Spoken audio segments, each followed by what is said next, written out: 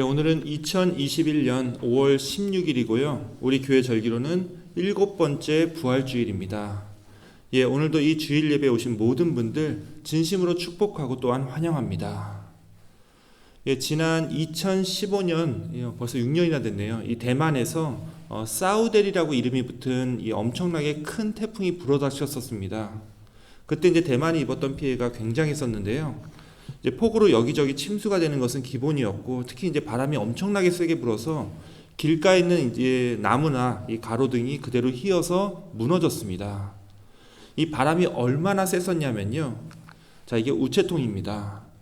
길가에 있던 우체통이 완전히 휘어질 정도로 그날 엄청난 폭풍이 불었다는 걸 알 수 있죠.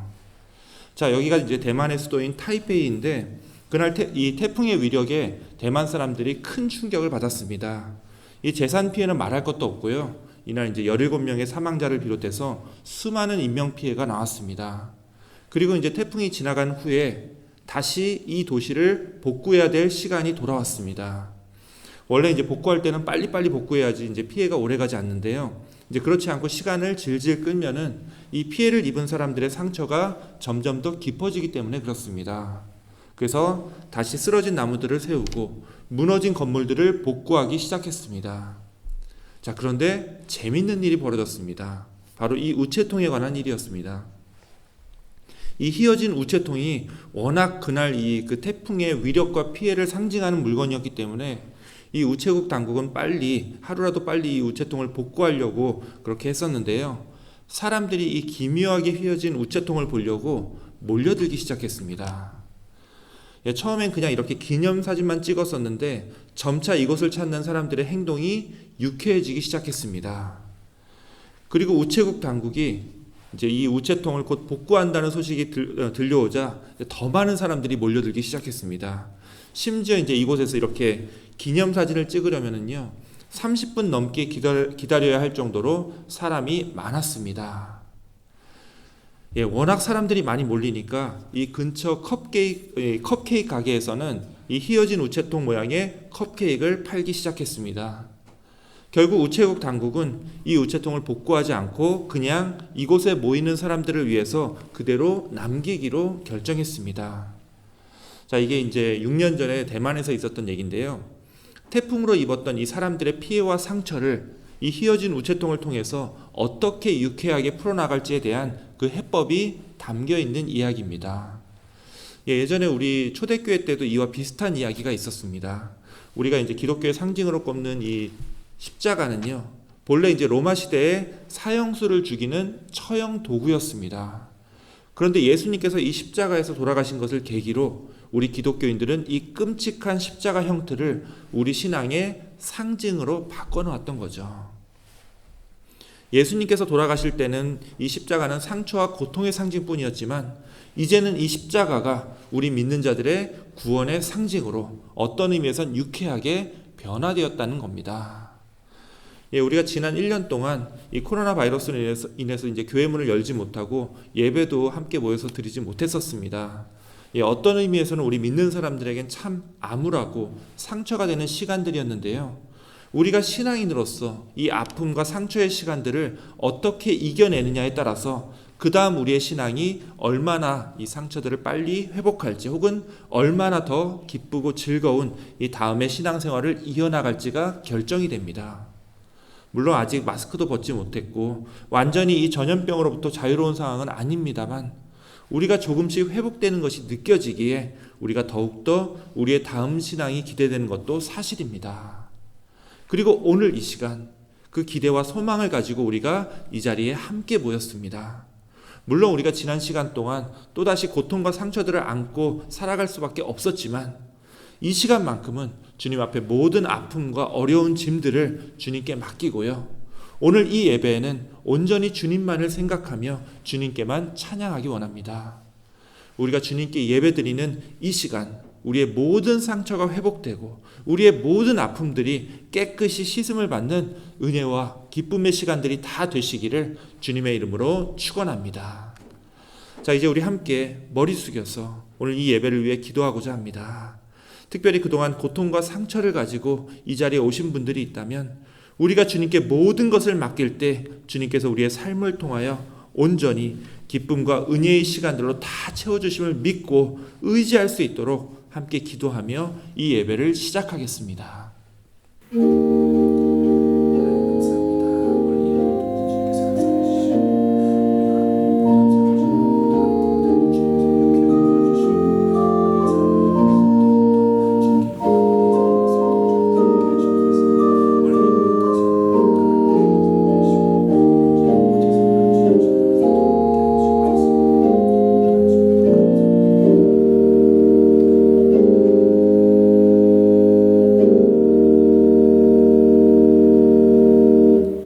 하나님 감사합니다.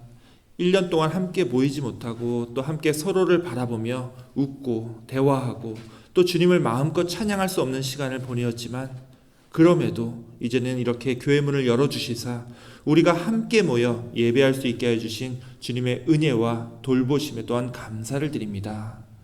오늘 이 자리에 모인 우리 교우들의 마음과 그 심령 위에 주님께서 직접 돌봐주시고 건강하게 보호하여 주시사 혹 이 자리에 함께하지 못하고 멀리서 안타까운 마음으로 예배를 드리는 그 모든 심령들 주님께서 아시오니 주님께서 그들에게도 늘 함께하여 주시옵소서. 모두가 이 심한 전염병으로 고통받고 있는 지금 이 시대에도 우리의 영육이 늘 강건하게 하여 주옵시고 주님의 뜻을 따라서 이 세상을 온전히 섬기며 살아갈 수 있는 희망과 기쁨을 품을 수 있는 그런 귀한 예배로 이 시간을 인도하여 주시옵소서.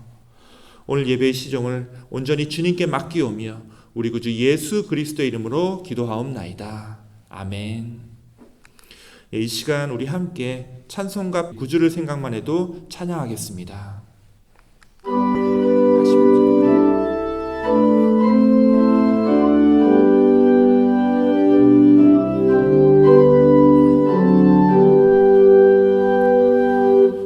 구주를 생각만 해도 이렇게 좋거든. 주 얼굴 배울 때에야 얼마나 좋으랴. 만민의 구주 예수의 귀하신 이름은 천지에 있는 이름 중 비할 데 없도다. 참회게 하는 자에게 소망이 되시고 구하고 찾는 자에게 기쁨이 되신다. 예수의 넓은 사랑을 어찌다 말하랴. 주 사랑 받은 사람만 그 사랑 알도다. 사랑의 구주 예수여 내 기쁨 되시고 이제로부터 영원히 영광이 되소서.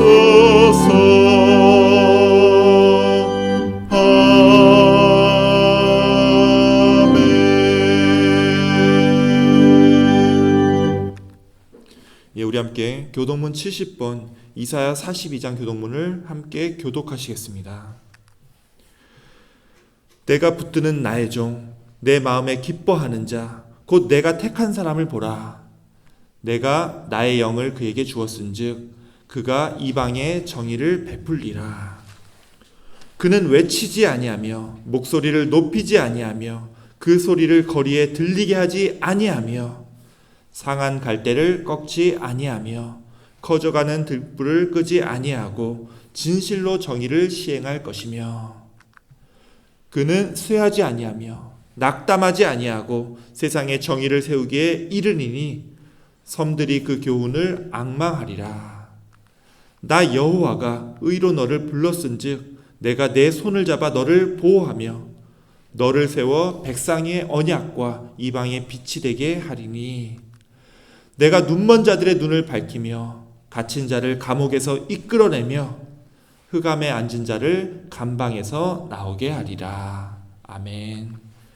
다 함께 사도신경으로 신앙 고백 드리겠습니다.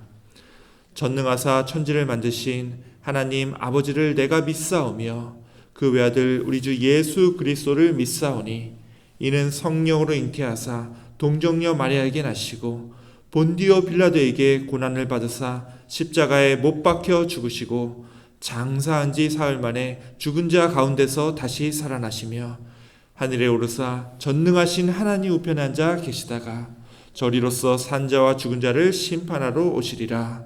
성령을 믿사오며 거룩한 공예와 성도가 서로 교통하는 것과 죄를 사하여 주시는 것과 몸이 다시 사는 것과 영원히 사는 것을 믿사옵나이다. 아멘.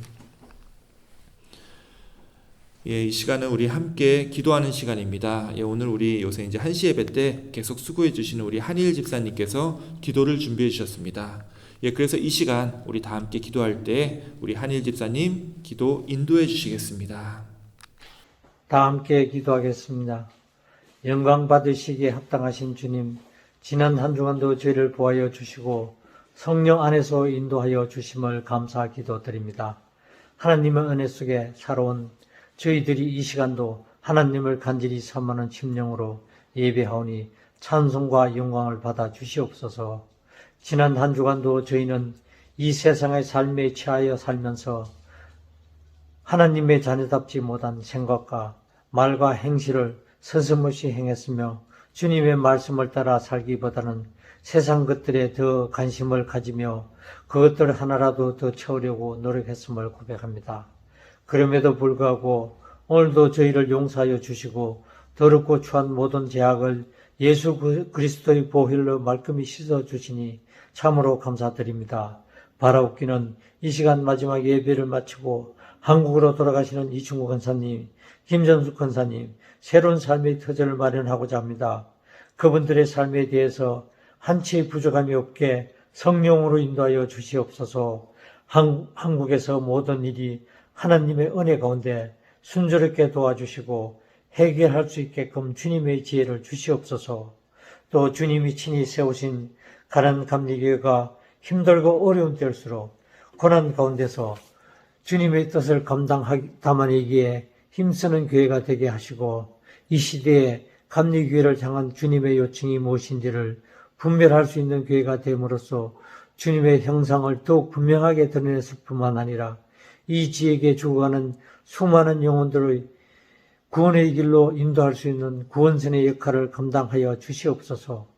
오늘도 예배하신 주님의 복된 말씀을 들고 단위에 서시는 이상희 목사님을 기억하시고 선포하시는 말씀을 근세 있게 하셔서 저희 모두에게 은혜가 넘치게 하시옵고 하나님의 신령한 비밀을 깨닫게 함으로 우리 모두가 변화받게 하시옵소서. 오늘도 저희가 드리는 이 예배가 온 마음과 뜻과 힘을 다하여 드리는 예배가 되게 하여 주시옵소서. 이 모든 말씀 예수 그리스도 이름으로 감사 기도드립니다. 아멘.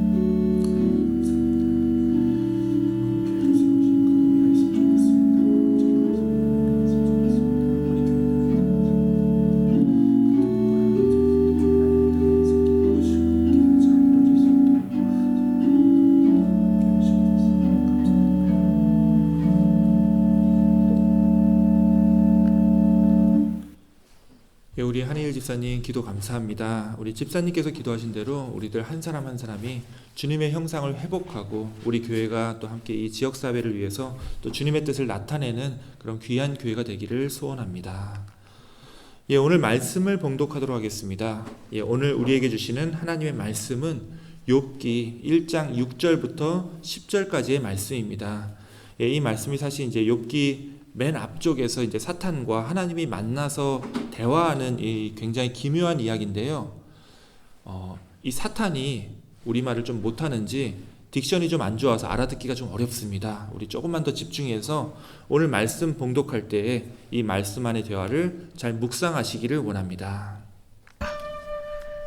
하루는 하나님의 아들들이 와서 여호와 앞에 섰고 사탄도 그들 가운데 온지라. 여호와께서 사탄에게 이르시되 내가 어디서 왔느냐? 사탄이 여호와께 대답하여 이르되 땅을 두루돌아 여기저기 다녀왔나이다. 여호와께서 사탄에게 이르시되 네가 내 종 욥을 주의하여 보았느냐? 그와 같이 온전하고 정직하여 하나님을 경외하며 악에서 떠난 자는 세상에 없느니라. 사탄이 여호와께 대답하여 이르되 욥이 어찌 까닭없이 하나님을 경외하리이까? 주께서 그와 그의 집과 그의 모든 소유물을 울타리로 두르심 때문이 아니니까. 주께서 그의 손으로 하는 발을 복되게 하사 그의 소유물이 땅에 넘치게 하셨음이니이다. 예, 이것은 오늘 우리들에게 주시는 하나님의 말씀입니다. 아멘. 예, 우리 오늘 먼저 말씀 전에 함께 기도하겠습니다. 하나님 감사합니다. 오늘 말씀을 통하여 우리의 눈과 귀가 열리고 우리의 영혼이 깨어나며 우리의 삶이 변하는 역사가 일어나게 하여 주옵소서. 특별히 어떤 대가도 바라지 않고 우리를 위해서 희생해 주셨던 주님의 그 아름다운 길을 따르기 원합니다. 주님처럼 내 곁에 있는 우리의 가족과 이웃들을 위해서 친절과 사랑을 아끼지 않는 귀한 믿음의 지체들이 다 될 수 있도록 우리의 길을 인도하여 주시옵소서. 우리 구주 예수 그리스도의 이름으로 기도하옵나이다. 아멘. 예, 먼저 여러분들께 이렇게 질문을 드리고 싶습니다. 여러분들은 이제 다른 사람들에게 얼마나 이 친절과 선행을 베풀면서 살고 계십니까? 예, 우리는 어릴 때부터 다른 사람들에게, 특히 이제 내가 모르는 사람이어도 내 도움이 필요한 사람들에게 친절을 베풀라고, 그렇게 친절을 베풀어야 한다고 그렇게 배워왔습니다. 예, 우리 민족에겐 이제 그에 관한 이야기들이 많이 있죠. 그 유명한 흥부와 놀부 이야기에도 흥부가 다리를 다쳤던 그 제비에게 친절을 베푸는 장면이 나옵니다. 뭐 제비에게뿐만이 아니라 뭐 까치에게라든지 아니면 심지어 이제 구렁이에게까지 친절을 베푸는 이야기가 있습니다. 자, 그런데 이 이야기들의 결론은 항상 이 친절에 대해서 뭔가 내가 보상을 받는 것으로 끝이 납니다. 이게 틀린 얘기만은 아닌 게 실제로 내가 베풀었던 친절은요, 이 돌고 돌아서 결국 내게로 돌아오곤 하죠. 심지어 내가 베푼 친절보다도 훨씬 더 큰 보답을 내가 받기도 합니다. 자, 이것은 우리 민족만의 이야기가 아니죠. 여기 미국에서도 비슷한 이야기가 있습니다. 멜빈 다마라는 청년이 있습니다. 이 청년은 이제 낡은 트럭을 운전하는 트럭 운전수였는데요. 어느 날 이 청년은 네바다 사막을 건너고 있었습니다. 이제 가다가 한 허름한 옷을 입고 있었던 이 노인이 이렇게 천천히 지나가는 것을 발견하고서 잠깐 차를 멈춰서서 어디까지 가냐고, 이 같은 방향이면은 태워주겠다고 그렇게 얘기를 합니다. 다행히 이 노인은 이제 자신과 같은 이 라스베가스 쪽으로 가는 중이어서 멜빈 다마는 이 노인이 원하는 목적지까지 데려다 줄 수 있었습니다. 그런데 이 노인이 내릴 때 이 청년은 이제 그냥 보내지 않고요, 차비라도 하시라고 이 25센트짜리 쿼러를 손에 쥐어줬습니다. 자, 쿼러를 쥐어줬다는 걸 들어보니까 딱 들어봐도 옛날 얘기죠. 지금이야 이제 쿼러가 큰 가치가 없지만 그 당시에는 하루 종일 이 버스를 타고 다닐 수 있는 그런 금액이었습니다. 이 돈을 받은 노인이 이제 고맙다고 얘기를 하면서 이 청년에게 명함 하나를 달라고 합니다. 그러면서 자신의 이름을 하워드 휴즈라고 소개하면서 꼭 이 신세를 갚겠다라고 말을 하죠. 자, 그러고 나서 멜빈 다마는 이날에 있었던 일을 까맣게 잊어버리고 살았습니다. 자, 그런데 어느 날 아침 기자들이 집에 몰려와서 이 멜빈 다마의 얼굴을 사진으로 찍고 또 인터뷰를 하자고 난리를 쳤습니다.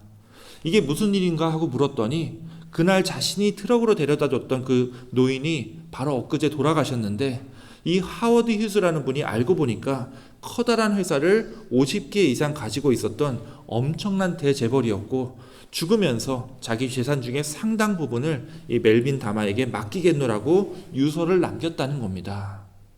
그래서 처음에는 이제 가족이랑 기자들이 이 멜빈 다마가 누군지 몰라서 당황했었는데, 그때 이 멜빈이 건네줬던 명함이 유서에 같이 들어 있었고 거기에 이렇게 써져 있었다고 합니다.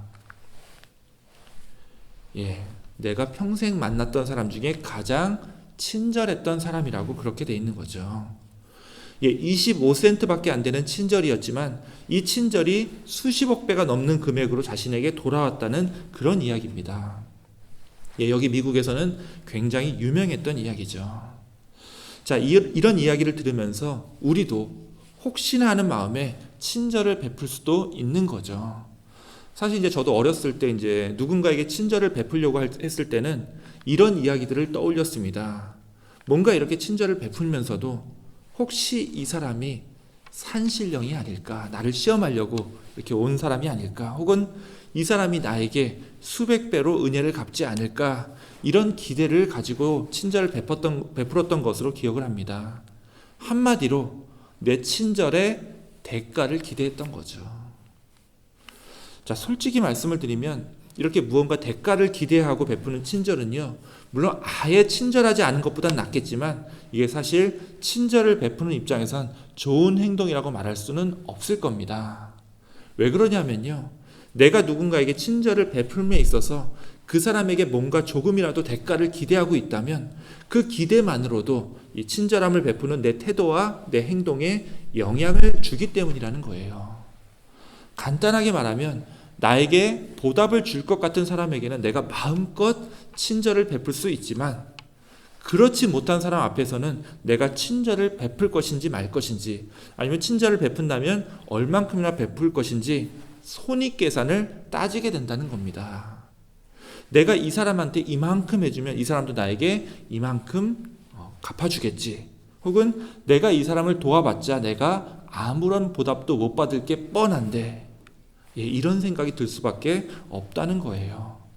이것이 바로 우리의 친절과 우리의 선행이 늘 한결같지 않은 이유입니다. 우리 인간의 마음이 참 간사한 게요, 정말 절실하게 내 도움이 필요한 사람이 눈앞에 있어도 내가 이 사람을 도와줄지 말지, 도와준다면 얼마만큼 도와줘야 나한테 이득이 될지, 이 계산을 하게 된다는 거예요. 이것이 바로 우리 인간이 참 악하고 죄에 빠져 있다라는 증거일 겁니다. 이와 같이 우리는 타산적이고 이기적인 존재라는 거예요. 이 이기심과 욕망을 벗어날 수 없기 때문에 우리 인간은 우리 스스로 구원할 수 없다라고 그렇게 얘기를 하는 거죠. 오늘 우리가 욥기 1장을 읽었었는데요, 이 이야기 속에 굉장히 특이한 이야기가 나옵니다. 바로 하나님과 사탄이 나란히 서서 뭔가 대화를 하고 마치 회의를 하는 장면이 나오죠. 이렇게 써 있습니다. 하루는 하나님의 아들들이 와서 주님 앞에 섰는데 사탄도 그들과 함께 서 있었다. 자, 이것은 이제 세번역 버전입니다. 여기 보면요, 이 구절에 주석이 2개가 붙어 있는데 하나님의 아들들하고 사탄에 이렇게 붙어 있습니다. 자, 실제로 이 세번역 주석에 뭐라고 나오냐면요, 하나님의 아들들은 그냥 천사들이라고 나오고 사탄은 하사탄이라고 나옵니다. 여기서 이제 하가 무슨 말이냐면요, 이제 히브리어로 이제 정관사, 그러니까 영어의 더에 해당되는 그런 말인데요. 원래 사탄은 이제 고유명사이기 때문에 앞에 이런 정관사 하가 붙지 않습니다. 자, 그런데 이 성경에서 이렇게 사탄 앞에 정관사 하가 붙을 때는 다른 의미보다는 이 기소하는 자 혹은 고발하는 자라는 뜻으로 사용됩니다. 자, 그럼 지금 이 장면이 지금 어떤 장면이죠? 하나님께서 가운데 계시고 한쪽엔 천사들이, 또 다른 쪽에는 사탄이 자리 잡고 있습니다. 그리고 이 사탄이 고발하는 자 혹은 기소하는 자로서 지금 누구 얘기를 하고 있죠? 이게 욥기니까 이제 욥의 죄를 하나님 앞에서 고발하고 있습니다. 자, 그럼 이게 어떤 장면이죠? 자, 이것은 재판정입니다. 자, 이걸 이제 구약 성경 시대는 헤븐리 카운슬이라고 하는데요, 구약 시대의 이스라엘 사람들이 곧잘 상상했었던 하늘의 재판정 모습입니다. 사탄이 검사가 되어서 인간을 기소하고 이에 맞서서 반대쪽에는 이제 천사들이 변호를 해주고 최후에는 하나님께서 재판장이 되어서 판결을 내리는 모습이죠. 욥기 1장에는 이러한 사탄과 하나님이 마치 법정에서 이 재판을 할 것처럼 대치하고 있습니다. 자, 그러자 먼저 하나님께서 욥의 이야기를 꺼내죠. 사탄아, 너는 내 종 욥을 잘 살펴보았느냐? 이 세상에는 그렇게 흠이 없고 정직한 사람, 그렇게 하나님을 경외하면서 악을 멀리하는 사람이 없다. 자, 이렇게 하나님이 먼저 욥 이야기를 꺼냅니다. 자, 여기 보시는 이 그림은요, 이제 19세기 초에 윌리엄 블레이크라고 하는 화가가 그린 이 사파 위에 따로 이제 채색을 한 건데요. 이 그림을 보면 욥이 이제 지나가는 사람에게 이 선행을 베풀고 있는 그런 장면이 나오고, 이것을 이제 사탄이 손가락질하면서 지적하는 장면이 나옵니다. 뭐라고 지적하냐면요, 이렇게 얘기합니다. 욥이 아무것도 바라는 것이 없이 하나님을 경외하겠습니까? 자, 이렇게 얘기를 하는 거죠. 자, 이거 굉장히 무서운 말입니다. 특별히 무슨 죄를 지지도 않았는데 심지어 정직하게 이렇게 선행을 베풀면서 살았던 사람까지도 사탄은 그냥 넘어가지 않고 시험을 한다는 거예요. 자, 실제로 이 이야기가 정말 섬뜩하고 무서운 게 뭐냐 하면요, 이것은 바로 내 자신에게, 지금 우리들에게 벌어지고 있는 이야기라는 겁니다. 내가 뭐 잘못한 것 같지도 않은데 내가 도저히 감당할 수 없는 일들이 내게 마구 벌어지고 있죠. 그래서 우리가 그렇게 이유 없이 힘든 일이 있을 때마다 하나님께 기도하는 것이 이거죠. 하나님, 저 하나님 잘 믿고 교회도 잘 다니고 나쁜 짓도 안 하고 살고 있는데 왜 갑자기 나에게 이런 이해할 수 없는 고통과 고난을 겪게 만드시는지 모르겠습니다. 근데 정말 더 고통스러운 것은요, 이런 고통이 왜 하필 나한테 벌어지고 있는지 도저히 이해할 수 없다라는 겁니다. 정말 하나님께서 계시다면 왜 내가 이런 고통을 당해야 할까요? 진짜 이 욥기의 이야기처럼 사탄이 죄 없는 우리까지도 힘들고 고통스럽게 만들려고 이 장난을 치고 있고 또 시험을 하는 것이 아닐까요? 자, 솔직히 말씀을 드리면요, 이 문제만큼은 제가 아무리 생각을 해도 도저히 답을 찾지 못했던 그런 문제입니다.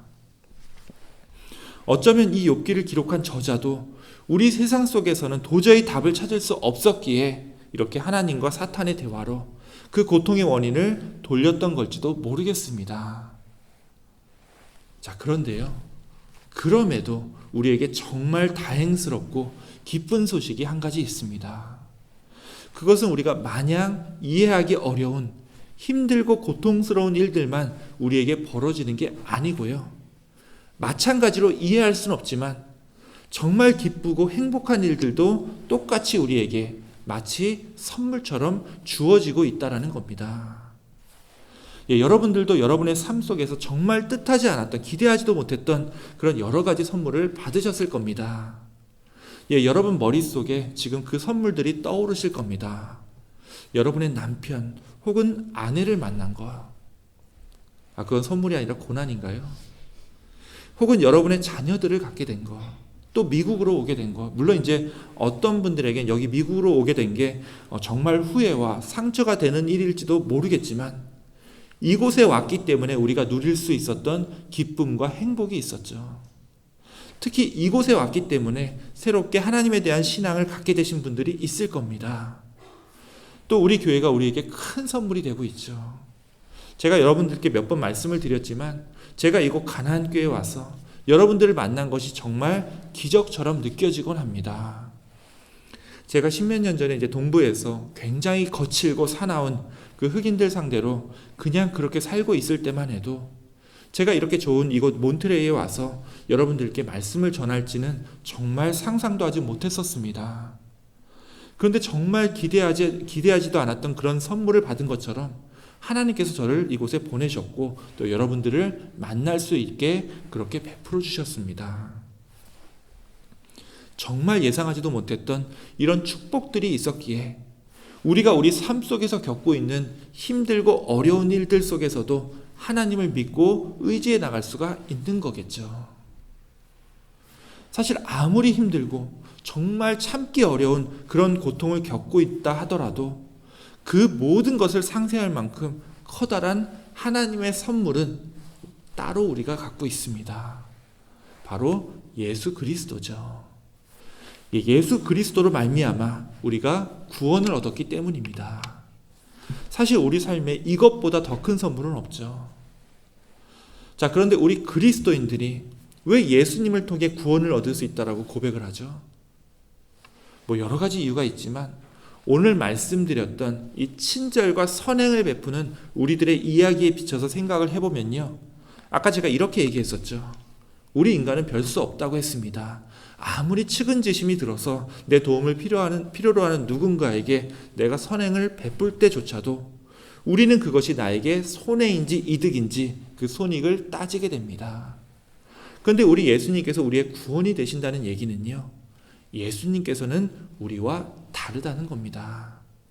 바로 예수님께서는 우리들과는 달리 이러한 손익 계산을 하지 않고 대가 없이 우리들에게 친절과 선행을 베풀어 주시는 분이라는 거예요. 예수님께서 어느 정도로 손익 계산을 안 했냐 하면요, 그 목숨까지도 아끼지 않으시고 우리를 위해 기꺼이 희생해 주셨습니다. 친절과 선행을 베풀면서도 이것이 나한테 이득이 될지 손해가 될지 계산부터 하고 있는 우리 입장에서는 정말로 고개가 숙여질 수밖에 없는 그런 모습이 바로 예수님의 모습이라는 거예요. 그리고 이것이 예수님께서 우리의 구주가 되신다는 근거가 됩니다. 자, 오늘 이야기에서 이 사탄이 죄 없는 욥을 걸고 넘어지려고 이렇게 얘기를 했었습니다. 욥이 아무것도 바라는 것 없이 하나님을 경외하겠습니까? 사탄은 이미 우리 인간의 그 계산적이고 간사한 본성을 정확하게 꿰뚫고 있었다는 거예요. 내가 지금 하나님 잘 믿고 있고 하나님 보시기에 선한 삶을 살고 있다고 그렇게 말하고 있지만 내 환경에 따라서, 내 여건에 따라서 내가 언제든 하나님을 배반하고 세상으로 도망갈 수 있는 그런 존재라는 것을 사탄은 이미 알고 있다는 겁니다. 실제로 그런 사람들이 굉장히 많죠. 내 형편이 좋을 땐 하나님을 믿고 섬겼지만 내가 조금이라도 이 신앙생활이 불편하고 거추장스러워지면 내가 언제 신앙인이었냐는 듯이 그 신앙을 그냥 놔버리곤 합니다. 물론 이제 환경이 바뀌었다고 신앙이 바뀌는 모습들을 전혀 이해하지 못하는 것은 아니지만 이제 저는 역시 목회자로서 그 변화되는 모습들이 안타까울 수밖에 없는 것이 또 사실입니다. 내 삶의 환경과 여건이 변한다고 해서 내 신앙까지 바뀌어버린다면 그것은 참된 신앙이라고 말할 수 없기 때문입니다. 다른 건 몰라도 이 욥기에서 이 주인공 욥이 보여준 모습이 이거였죠. 사탄이 하나님한테 이 욥에 대하여 이렇게 중상모략을 합니다. 이제라도 주님께서 손을 드셔서 그가 가지고 있는 모든 것을 치시면 그는 주님 앞에서 주님을 저주할 것입니다. 하지만 욥이 어떻게 했죠? 욥은 그 어떤 일이 있어도 하나님을 저주하거나 하나님에 대한 신앙을 버리지 않았습니다. 이제 욥기 읽어보신 분들은 아시겠지만 사탄이 되게 교묘한 게요, 이 욥이 하나님을 저주하게 만들려고 별의별 방법을 다 취합니다.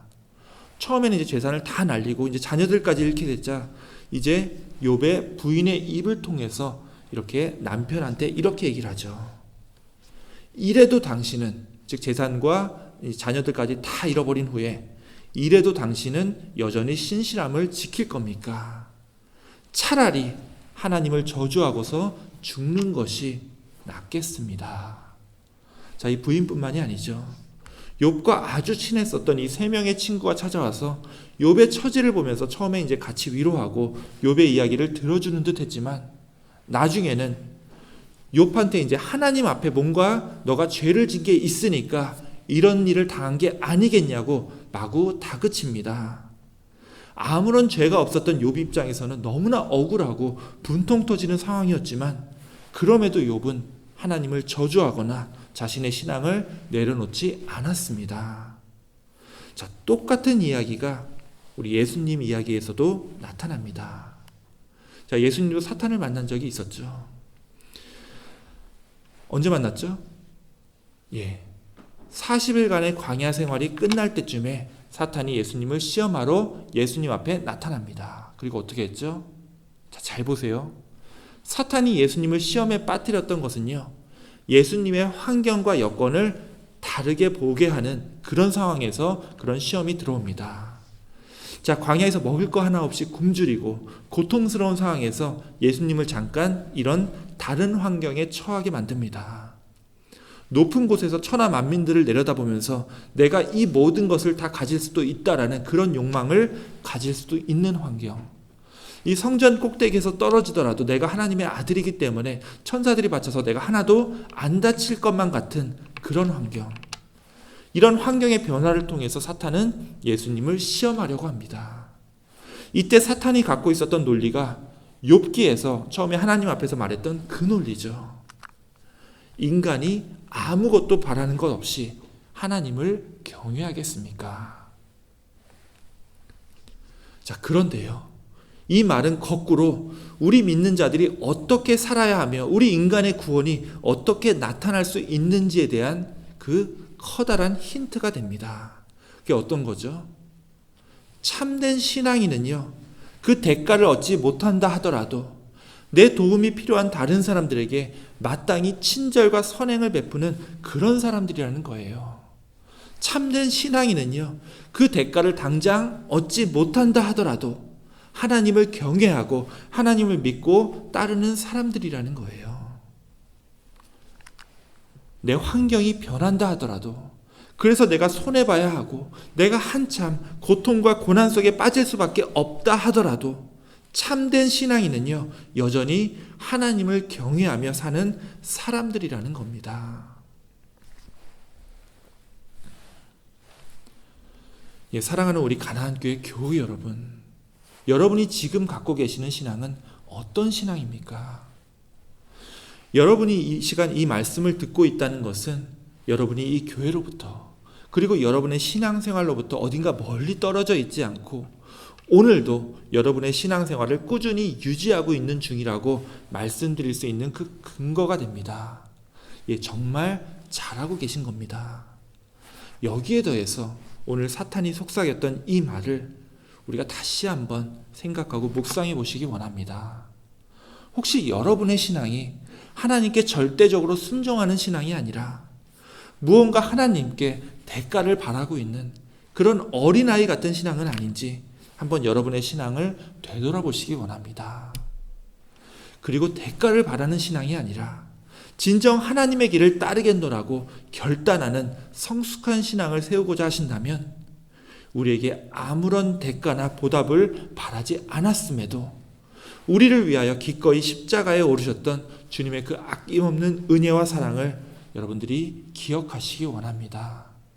그리고 이제는 성숙한 신앙인으로서 다른 사람들에게 친절과 선행을 베품에 있어서 무언가 보답을 기대하는 그런 계산적인 삶이 아니라 그 대가가 없어도 따로 보응을 받지 못한다 하더라도 마땅히 그들이 내 도움을 필요로 하기에 내가 그들 곁에 있기에 하나님께서 나를 그들 곁에 보내셨기에 내가 기꺼이 도와주는 그런 성숙하고 아름다운 이번 한 주간의 삶이 다 되시기를 주님의 이름으로 축원합니다. 아멘. 기도하겠습니다. 하나님 감사합니다. 우리가 주님을 믿고 신앙생활을 함에 있어서 오늘 말씀에 나온 대로 우리가 사탄의 지적처럼 무언가를 기대하고 어떤 대가를 바라는 그런 성숙하지 못한 신앙을 가지고 살아왔음을 이 시간 고백합니다. 주님, 오직 주님께서 우리를 위하여 피 흘려 돌아가시고 우리를 위하여 아낌없이 헌신해 주셨던 그 귀한 은혜와 사랑을 기억하며 우리도 주님처럼 우리의 도움이 필요한 이웃들에게 아낌없는 친절과 선한 행위로 주님의 사랑을 모두에게 나타내게 하여 주시옵소서. 이 가정의 달에 혹여나 외로움과 고통 속에서 힘든 시간들을 보내고 있는 우리의 이웃들을 지켜주옵시고 우리를 사랑하여 주시사 그들에게도 주님의 사랑과 은혜가 나타나는 귀한 은혜의 시간이 되게 하여 주시옵소서. 오늘 남은 예배의 순서도 주님께서 인도하여 주심을 믿고 감사를 드리오며 우리 구주 예수 그리스도의 이름으로 기도하옵나이다. 아멘. 예, 본래 설교가 끝나는 이제 이 시간은 이제 특별 찬양이 준비되곤 했었는데요. 오늘은요, 이 찬양보다 더 특별한 순서가 준비되어 있습니다. 예, 아시는 분들은 아시겠지만 이제 정말 우리 가나안 교회가 시작될 때부터 함께 신앙생활을 같이 하셨던 우리 이충구 권사님 그리고 김점수 권사님께서 이번 주일 예배를 이제 마지막으로 또 이민 생활을 마치고 한국으로 귀국하시게 되었습니다. 예, 참 안타깝고 또 아쉬운 상황이지만 그래도 이제 새로운 생활로 나아가시는 우리 두 분의 이야기를 잠깐 인터뷰로 들어보시겠습니다.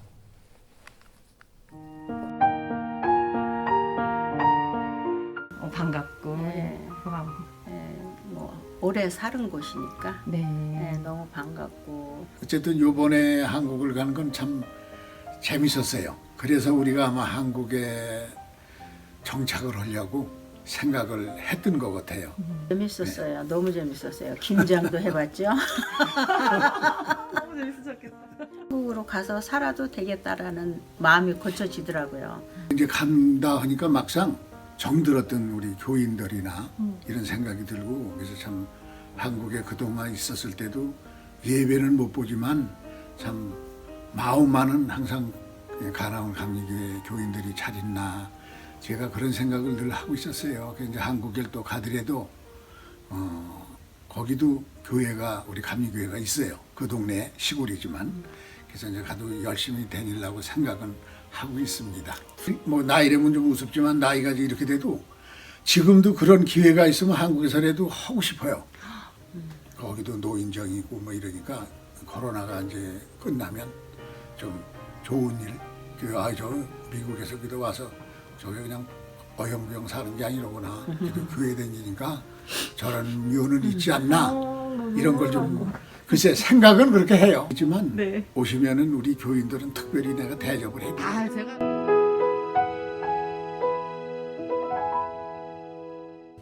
예, 참 감사합니다. 예, 오늘은 이 두 분이 이 자리에 계시지 않고 또 우리가 직접 두 분과 인사하면서 함께 작별 인사를 나눌 수는 없는 상황이지만 예, 이 녹화 시간은 이제 내일이지만 오늘 대면 예배 때 이 두 분과 작별하는 시간을 갖도록 하겠습니다. 다만 이제 인생의 절반을 이곳 미국에서 보내시고 다시 한국으로 돌아가시는 여정에 있는 우리 이충구 권사님과 우리 김점수 권사님의 앞날에 주님께서 준비하신 또 멋진 계획이 그대로 잘 이루어지기를 우리가 계속 함께 기도하기 원합니다. 예, 이 시간은 이제 봉헌의 시간입니다. 우리 함께 찬송가 1장 찬양하겠습니다. 만복의 근원 하나님 온 백성 찬송 드리고 저 천사여 찬송하세 찬송 성부 성자 성령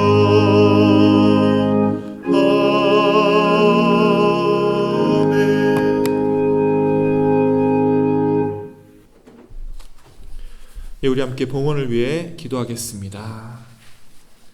하나님 감사합니다. 1년 넘게 만나지도 못하고 또 각처에 흩어져서 서로 다른 곳에서 우리가 화면을 보면서 예배를 드리다가 이제야 이제 전염병이 잠잠해지며 우리가 다시 이곳 예배당에 나와서 주님께 예배하고 찬양하며 말씀을 듣게 하여 주신 은혜에 감사를 드립니다. 아직 여건이 마련되지 않아서 함께 예배를 드리지 못하는 그 손길들에게도 주님께서 늘 함께하여 주시사 이렇게 힘든 가운데도 주님께 봉헌하는 이 귀한 손길들 또한 주님께서 축복하여 주시옵소서. 특별히 우리 중에 주님의 위로가 필요한 사람들이 있습니까? 혹시 물질의 부족함이나 또 마음의 여유가 없음으로 인해서 이 심령에 궁핍해지는 그런 삶을 살고 있는 지체가 있습니까? 주님, 다시 한번 우리의 삶을 되돌아볼 수 있는 주님의 은혜를 허락하여 주시사 우리가 정말 주님께 아무 대가 없이 구원과 생명을 받았음을 기억하오니 이제는 우리도 따지고 계산하며 살기보다는 우리 이웃을 돌보고 또한 교회를 섬기며 주님이 가르쳐 주신 그 귀한 도를 실천하며 살아갈 수 있도록 주님께서 늘 함께하여 주시옵소서. 또 한 주간을 주님의 풍성함으로 채워주시사 이번 한 주 힘들고 어려운 우리의 삶들을 넘어서며 또 함께 주님의 놀라운 구원의 역사를 경험하며 살아가는 귀한 새로운 시간들이 되게 하여 주옵소서. 다시 한번 오늘 예배와 이 봉헌의 시간에 감사를 드리오며 우리 구주 예수 그리스도의 이름으로 기도하옵나이다. 아멘.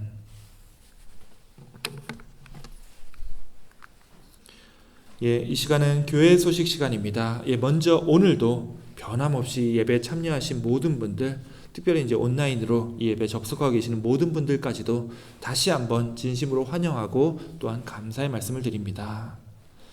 먼저 이제 코로나 바이러스 상황을 조금 말씀을 드리면요.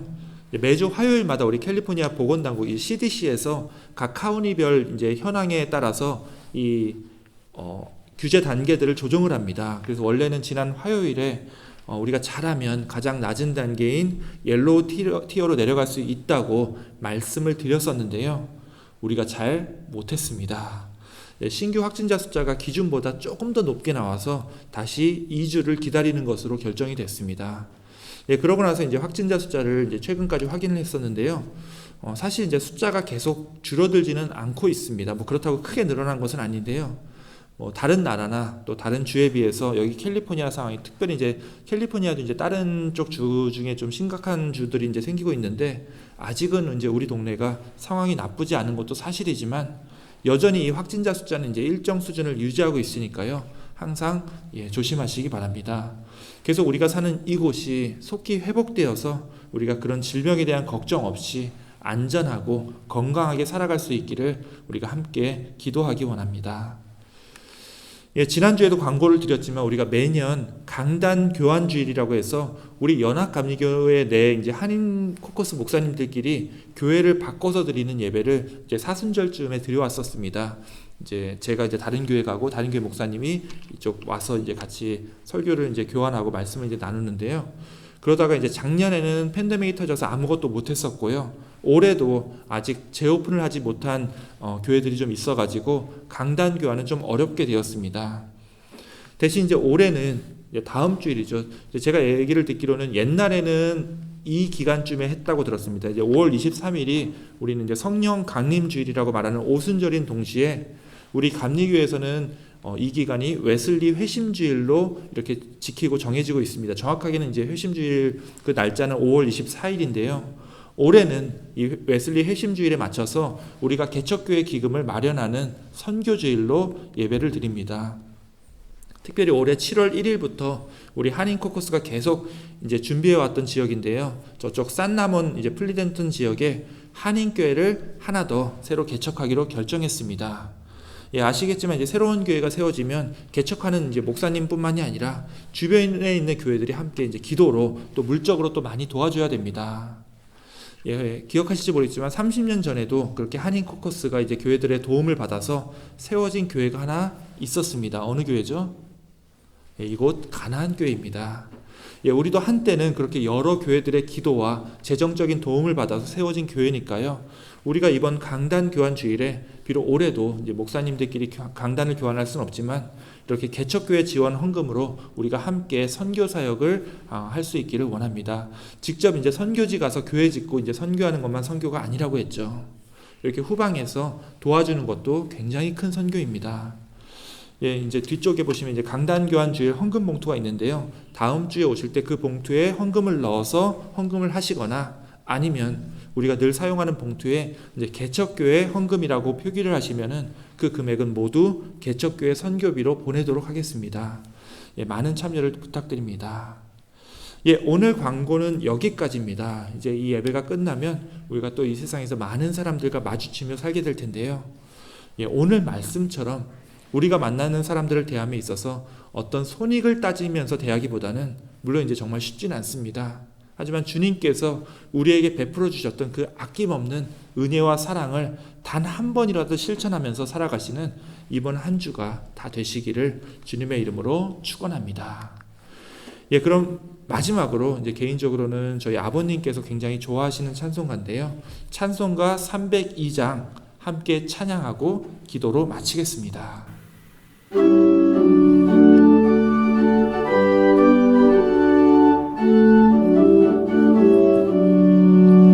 내 주 하나님 넓고 큰 은혜는 저 큰 바다보다 깊다. 너 곧 닷줄을 굴러 깊은 데로 저 한가운데 가보라. 언덕을 떠나서 창파의 뱃띠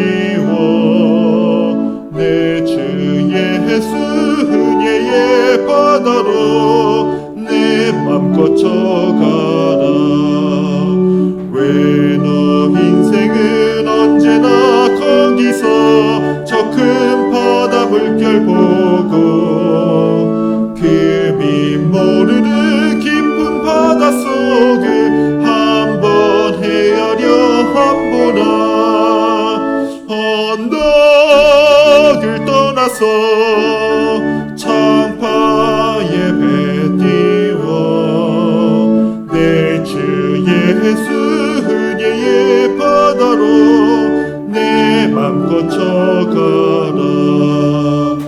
많은 사람이 얕은 물가에서 저 큰 바다 가려다가 찰싹거리는 작은 파도 보고 마음 약하여 못 가네. 언덕을 떠나서 창파의 배 띄워 내 주 예수 은혜의 바다로 내 맘 거쳐가라. 자곡하거라 희제곡하거라 저 큰 은혜 바다 향해. 자고 내 너를 저 깊은 데로 가라. 망망한 바다로 언덕을 떠나서 창파의 배 띄워 내 주 예수 은혜의 바다로 내 맘 거쳐가라. 아멘. 네, 우리 함께 기도하겠습니다. 이제는 어떠한 손익을 따지지 않으시고 우리에게 아낌없이 사랑과 은혜를 베풀어 주신 우리 구주 예수 그리스도의 은혜와 아버지 하나님의 사랑과 성령 하나님의 교통 역사하심이 이번 한 주간 세상에서 살아가는 동안 우리가 만나는 사람들에게 주님께서 주시는 용기와 굳건한 믿음을 가지고 그들을 섬기고 기꺼이 사랑하며 주님의 구원의 길을 따르고자 하는 우리 사랑하는 가나안교회 모든 성도들의 건강과 그 삶 위에 또 이 예배를 온라인으로 드리고 있는 모든 성도들의 머리 위에 영원토록 함께 있을지어다. 아멘.